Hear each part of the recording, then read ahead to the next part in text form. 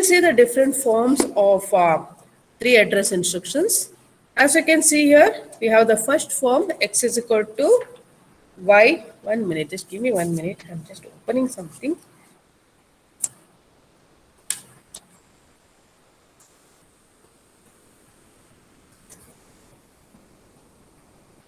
Yeah. So here there are different forms of three address instructions. The first one is x is equal to y operator z. Okay, we have already seen here this OP can be either a arithmetic operator or it can be a logical operation or operator. Okay, and you can see here x, y, and z. Whatever these three are there, these are called as the addresses.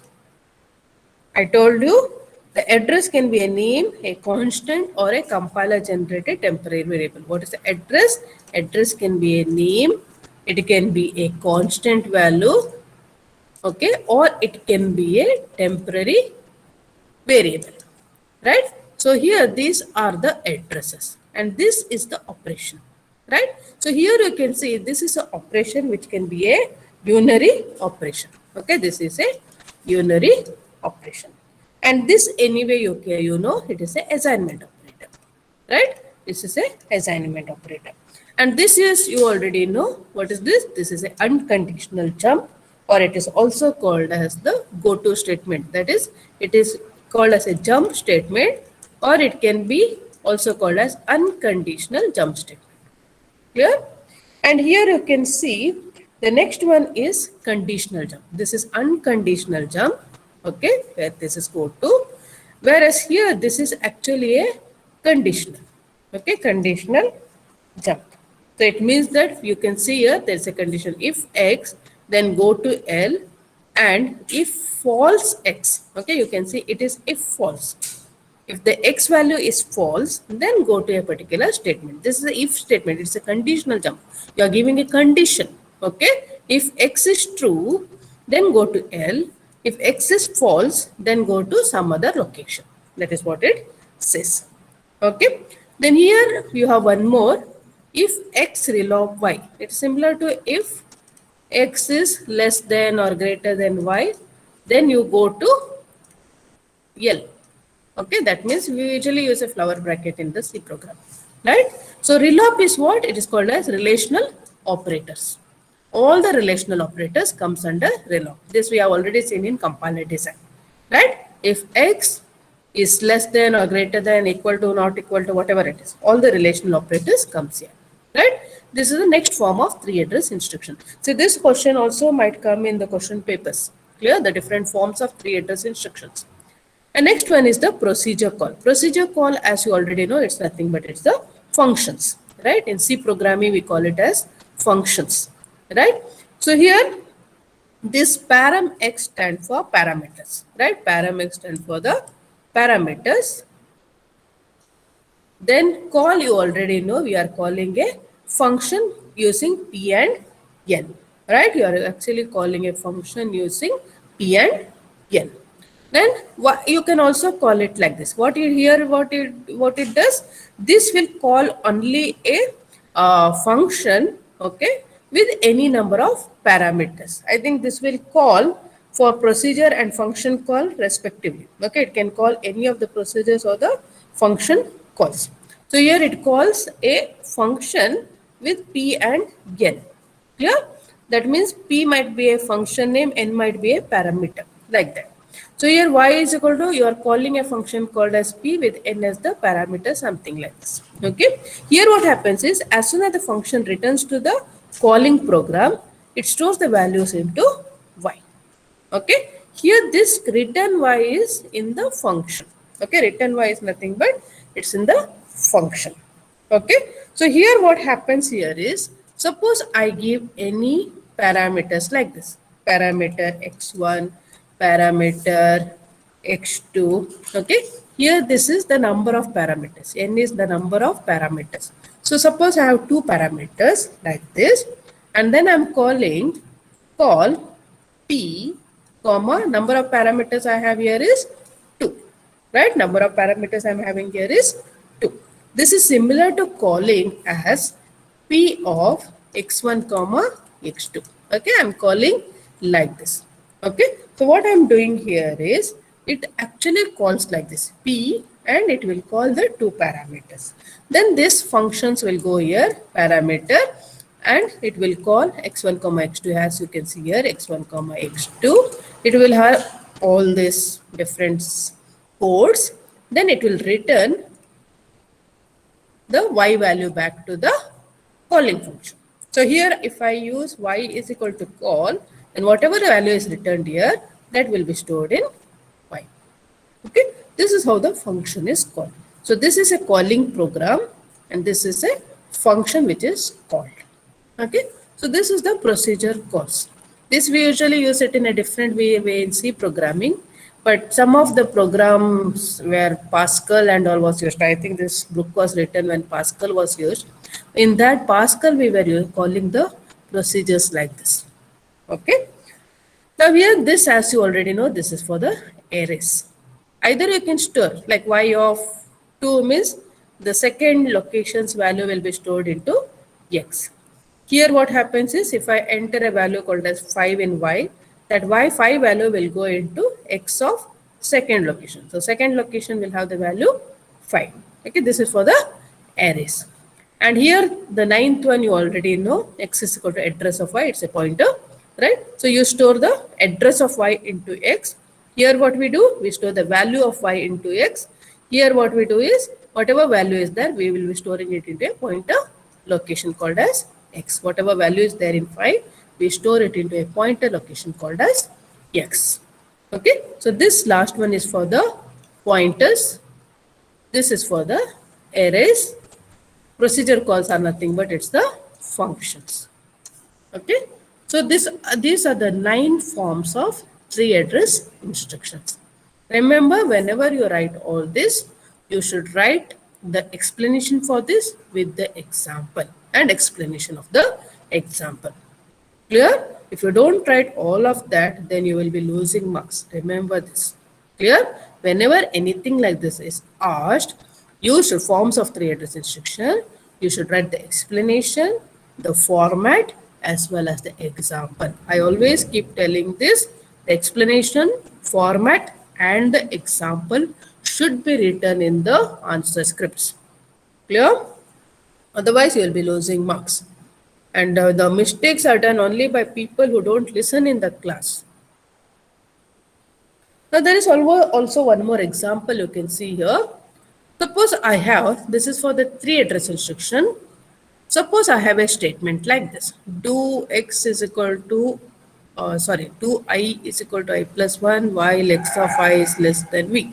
This is a C program statement, right? Without any flower bracket. Now, how do you convert it into a tree address code? See, there are actually 2 possible translations. There are 2 possible translations. What is the first possible translation? The first possible translation is called as symbolic label. The second possible translation is called as the position numbers. Okay. So symbolic constant is the most common method of writing a tree address code. Position numbers is used most of the time whenever we are actually using for practical purpose. Okay. You can either use this methods or you can use this method. Actually, this program was there for the 15 scheme students. After that, this program was removed from the lab portion. 15 or 10 scheme, I don't remember. I think 10 scheme students had a program on this. So anyways, how do you write a tree address code for this? What we actually do, we have a do statement here, right? We have a do statement here. So for the time being, we'll forget about do statement. So what we do, I plus 1, whatever is there, we store it into a temporary value called as, temporary variable called as T1, right? And then whatever value is there in T1, we assign it into I, right? So you can see here, I plus 1 is stored into a temporary variable called as T1. And whatever is there in T1, we put it into I, right? These 2 statements are done. Next, what we do, here you can see I into 8. That means here we want the next one while we will forget for the time being. Okay. we want A of I is less than V. This statement, if you see A of I is less than V. What we need here, whenever you are using an array of A of I, what we need here is we need how many, we need the size of array, right? How many elements you want to include into a array. Okay, we want the size of a array. So whenever you want to store it into a 3 address code, what we do is we store it as a next temporary variable called as T2. Okay, we store it as the next temporary variable called as T2. Now, what is T2? T2 will include the I value into the size of the array. Here, they have given the size of the array as 8. It's the textbook example. So, in the textbook, they have given the size of the array as 8. You can give any number for this. Okay, this is nothing but it's the size of the array, or it is also called as, it is the array elements takes 8 units. It means that the array element takes 8 units. Clear? So what we have done next, we have included the size of the array into T2. Then we are including A of T2 here. Okay, that is the size of the array. And then we are assigning it into a temporary variable called as T3. So this whole thing is stored into T3. Only for A of I, it is 2 statements you can see here. Right, you can also include A of I into 8, but it doesn't look good because size of the array, if you want to change, then it will be a problem. Okay, so this is T3. Then what we'll have to give? We will have to give a condition if T3 is less than V. This is a while statement, right? Do while. Because of that, what we should do? If T3 has not satisfied, then you go back into the loop and start the process once again. Clear? So we go back to L. So this works like do statement. This works like while statement. Clear? So this is a simple 3 address code. Now this is one more way of writing. This is the, as I told you, in theory we use this method. Practically we can use this method also. Okay. So what we are doing is, instead of giving L and label like this, what we usually give is we give the position number. You can see here we can give a position number. Okay. So position number for each and every line that is there here, we give a position number. As you know, in memory also it stores like this itself, right? It uses a memory location. In the same way here, what we do, we give a position number here. So each line will have a position number. So whenever we give a condition, we can just give like this, go to 100. That means it goes to the line number 100. Okay. So this is very useful whenever you are doing this practically. Clear? So these are the two possible translations that we can use, or we can say that these are the two ways of assigning labels. Okay, these are the two ways of assigning labels. You better you take down all this, mainly because the question might come in any ways like this. If they ask you, explain the two ways of assigning the labels in a 3 address code. Or if they ask you, explain the two possible translations that can be done in a go-to statement or in a conditional statement, then you will have to write these examples. Clear? Understood? So these are the two ways of assigning the labels. Because you might be knowing the answers, but you might not be knowing what answer to write. That is the same thing happened in the second internals. Right? Most of you lost marks because you didn't know what to write. In spite of giving you the questions beforehand, and in spite of allowing you to copy, your people didn't even know what answer to write for the questions. Especially the fifth and the second question. Most of you got confused with those two. If you had prepared beforehand, the confusion wouldn't have been there. I still have a doubt that most of you were opening the book had opened the book after the question paper was displayed. Right, no? Is that the way you write the internals, opening the books after the question paper was displayed? So bad it was.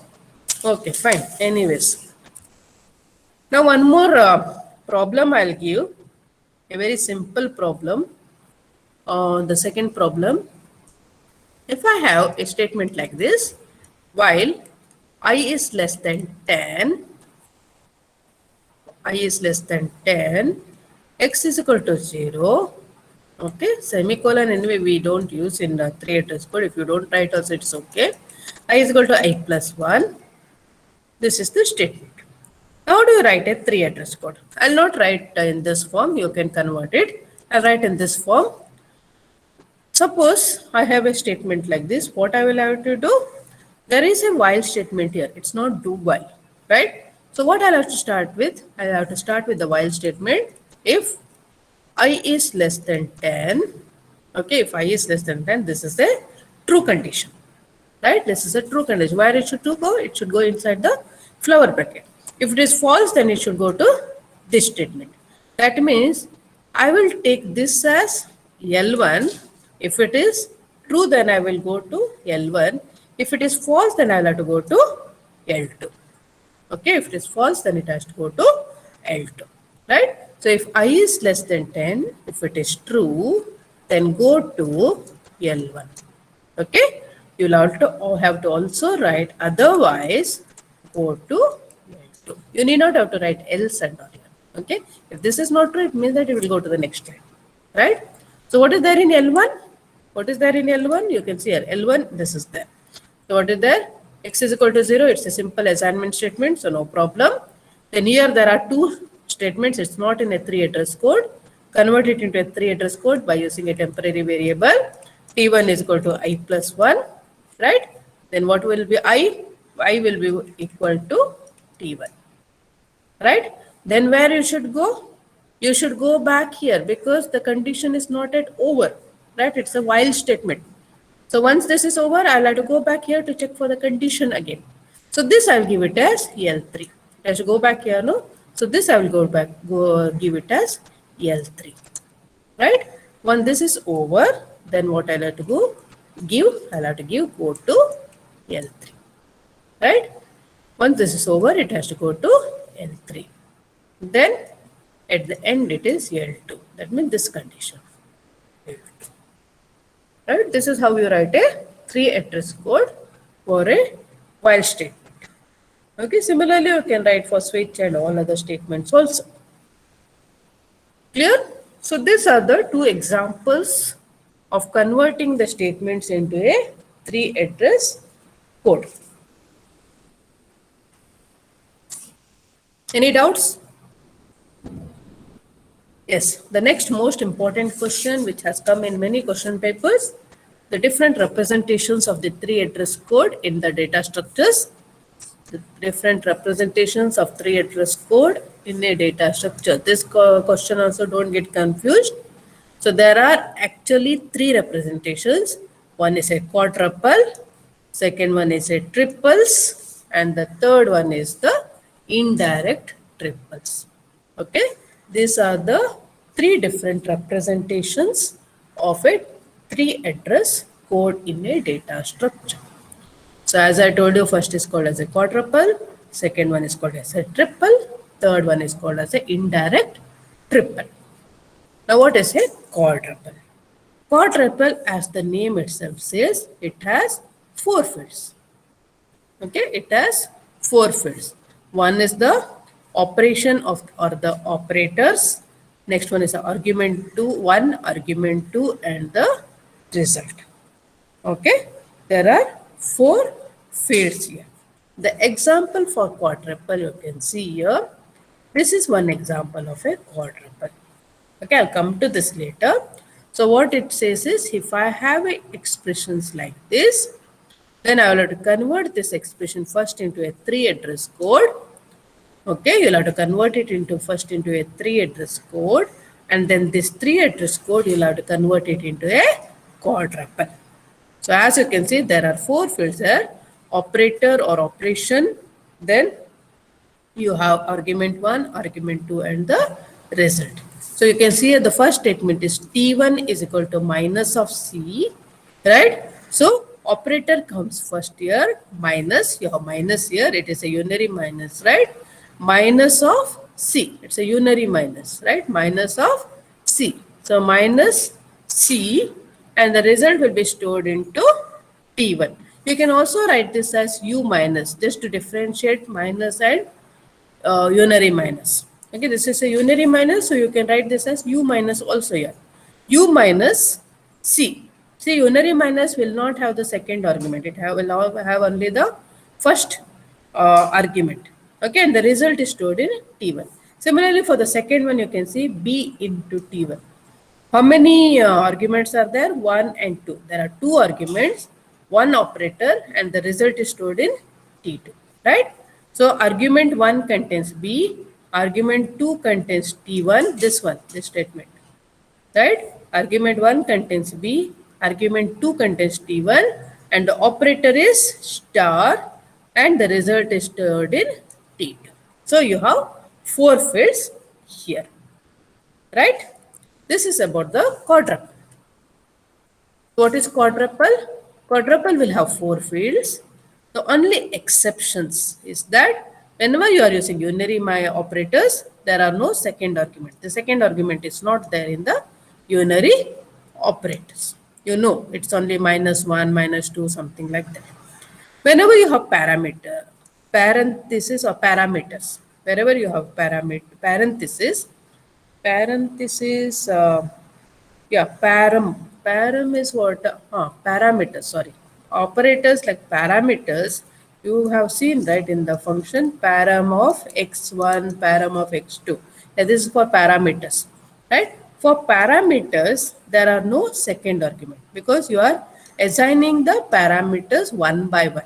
You are not assigning x1, x2 like this. You are not assigning because you can include any number of parameters, right?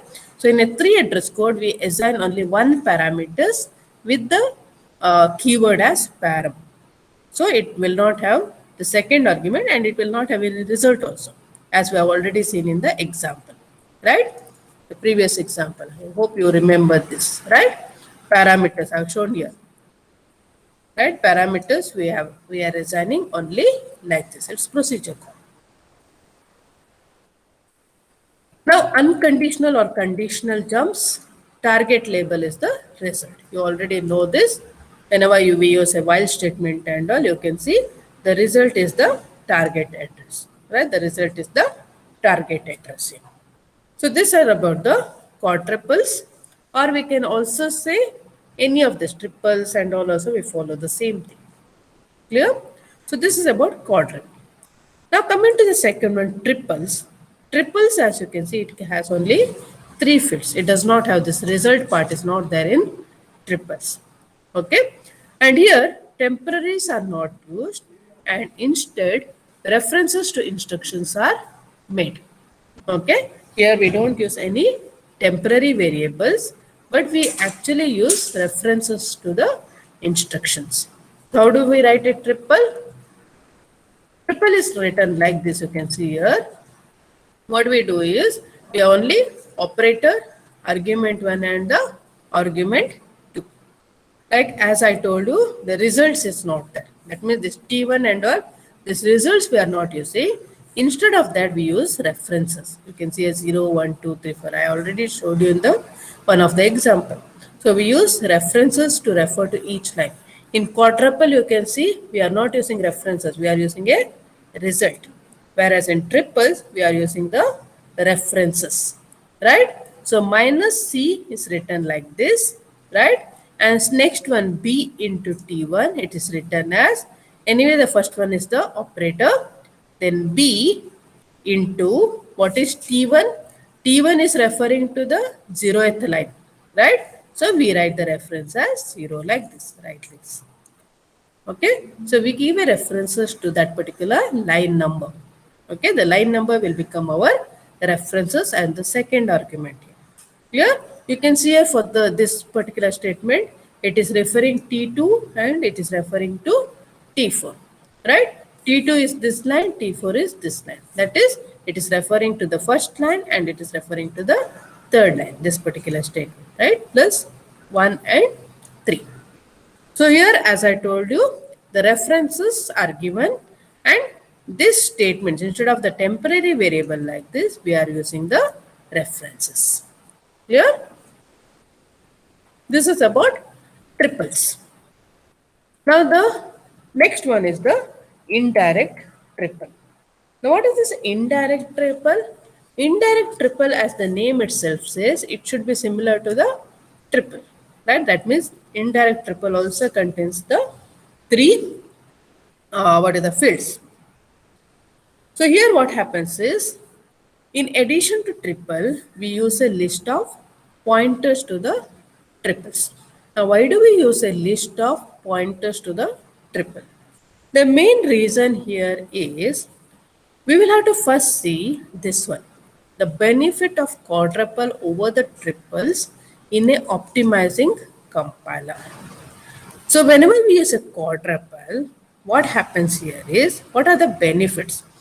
Benefits of quadruple over the triple. We'll come to indirect triple later. So with quadruple, if we move an instruction that computes a temporary t, then the instruction that uses t requires no changes. That means, here say this is a quadruple, right? Suppose I write this t2 here at the end. If I write this statement star b t1 and t2 at the end, instead of writing here, suppose I write here star b t1 and t2, it doesn't make any difference. Why? Because we are using a temporary variable, we are not using any reference. So the order of this can be changed in a quadruple. It does not affect it all. Whereas in the triple, if I write here this one, if I change this, initially I have written like this. Now if I write here 1 and star and b of 0, then it will not make sense, because the reference number should come in a sequence.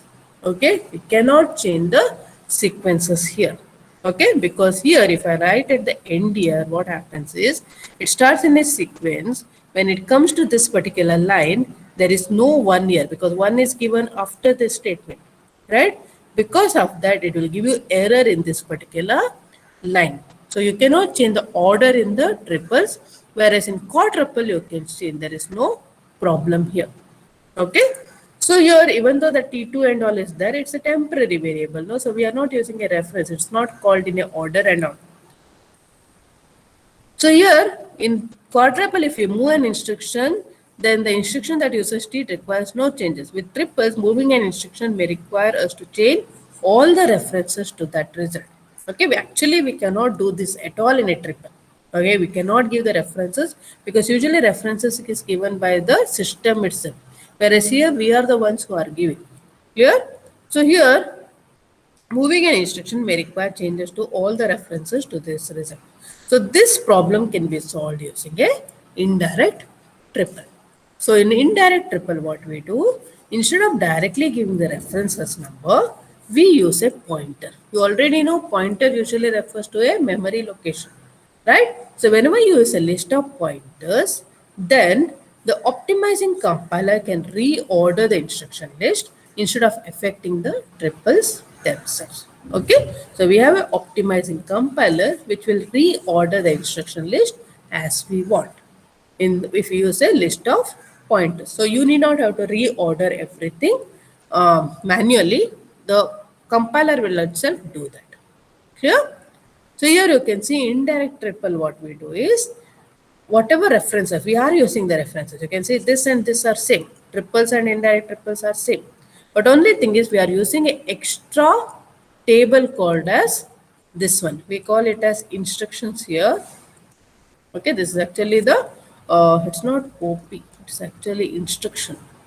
Okay, it is called as instruction. So what we do here is, we use the reference number. For each reference number that we have here, we give a numbering. We give a numbering. Okay, so this numbering you can change it in any ways. Okay, so this means 0 wherever it comes, it means that it refers to a location called as 35. Okay, it's a pointer variable. So this is a memory location. So each of these references that you have, that is stored into a memory location. Okay, so you can use it anytime in your code and it will not create any problems. Okay, so for each and every reference, you are giving a pointer location. So it means that this is actually temporary location, but actual location is 35, 36, 37, and or whatever I have given. This is the actual location where the values are stored. So if you use 0 here or 0 here, it does not make any difference because it will actually be pointing to the location 35. Wherever the 0 is or wherever the 1 is or wherever the 2 is, it will always be pointing to the memory location which is there in the left hand side. That is the advantage of indirect triples. Okay. I'll give you an example, then it will be clear for you. Now this was about the three type of representation: quadruple, triple, and indirect triple. Okay. So before you write the indirect triple, you will have to actually write this one. This benefits of quadruple over triple, no, that has to come first here. This has to come up. I don't know, control, I think. Yeah, this has to come first here. Okay, then the indirect triple has to be written. Now there is one example. This is a book, textbook example itself. A is equal to B into minus C plus B into minus C. Actually, this code that is written uses this particular thing. That is B into, this is A is equal to B into minus C is written like this. Minus C is written like this. Okay. Minus C is written like this. Plus B into minus C. Again, you can see it is written like this. Instead of writing like this, they have used like this. Okay. In the exams, you can use this itself, minus C. But whenever you are writing here, you can use something called as unary minus. Okay, just to differentiate from the other minus, they have used this minus. This minus here, it stands for unary minus. As I told you, you can use the name as u minus also, just to differentiate the other minus with this minus. Okay, so what they have done is, instead of otherwise minus, if there was T2 minus T4, they would have written here minus itself, not minus. Okay, so now you'll have to write a 3 address code for this. Okay, B into minus C. So first you have this minus C here, which is stored in a temporary variable called as T1. Okay, this also comes into T1 itself, or they have stored it in T3. You can also use one code itself. I don't know. Maybe tag they have not used. They have used the syntax tree. Okay, fine.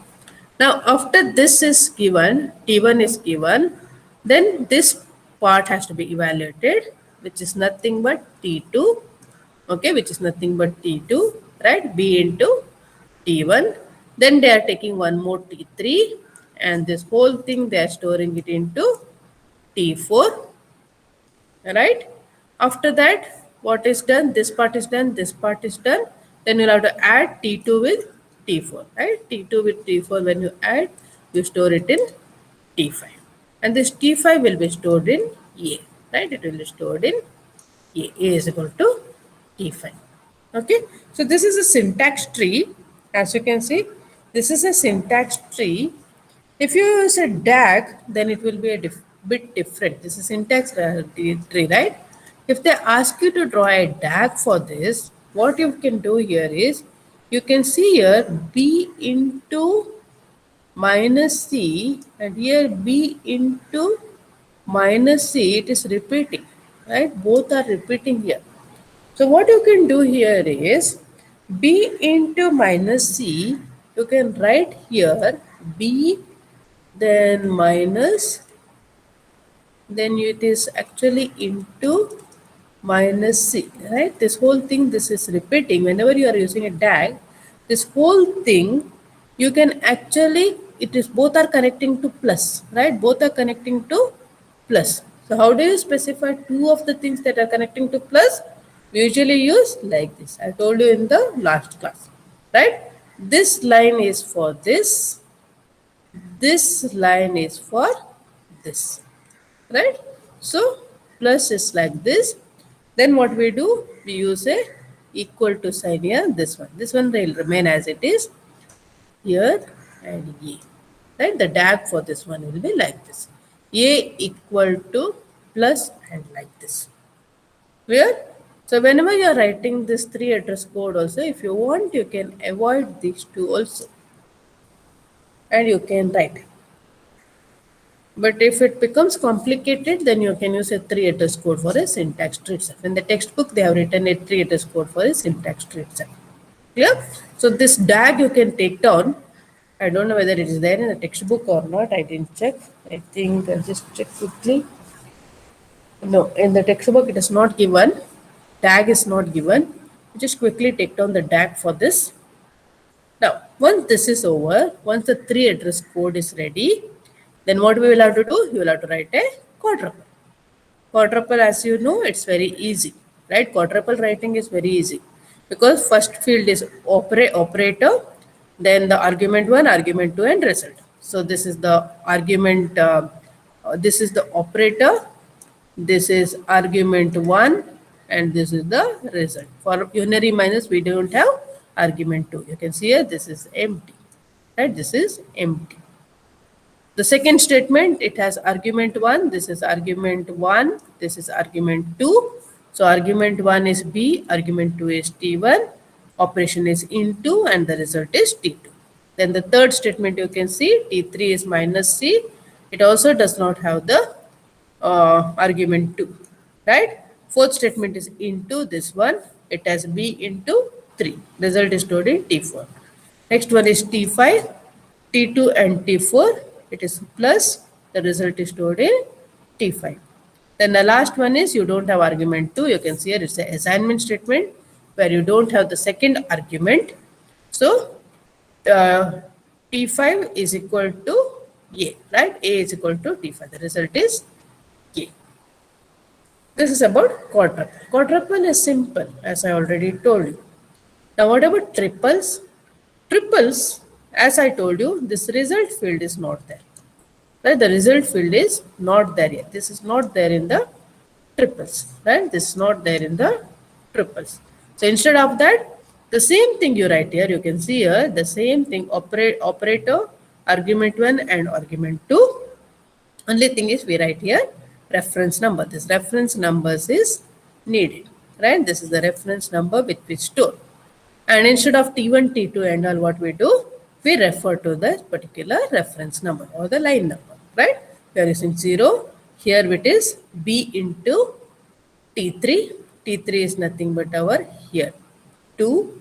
Then this is what? This one T4 and T2 plus T4, right? T2 plus T4, it is here, right? So we use the reference number here.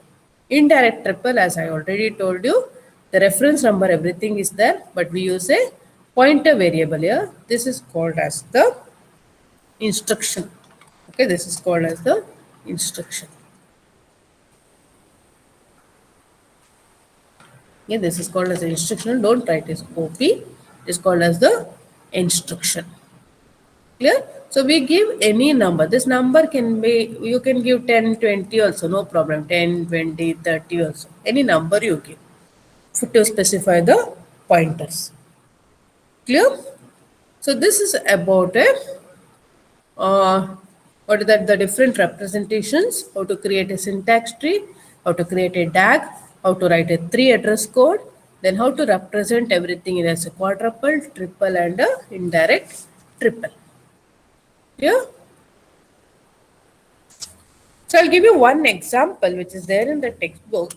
For the next class, try to create a 3 address code, quadruple, triple and indirect triple for this particular example. Okay. I'll anyway explain that in the next class, but I want you people to try it before coming to the next class. So the second example for this one is A plus minus times B plus C. Okay, A plus minus of B plus C. So what you'll have to do, you'll have to write a 3 address code. Okay, then if possible you can write a DAG or syntax tree also, and I want you to write a quadruple, triple and indirect triple when you come to the next class. Plus I have one more problem. So just try to solve all this. It might come in the exams also. So it is A minus B into C plus T minus A plus B.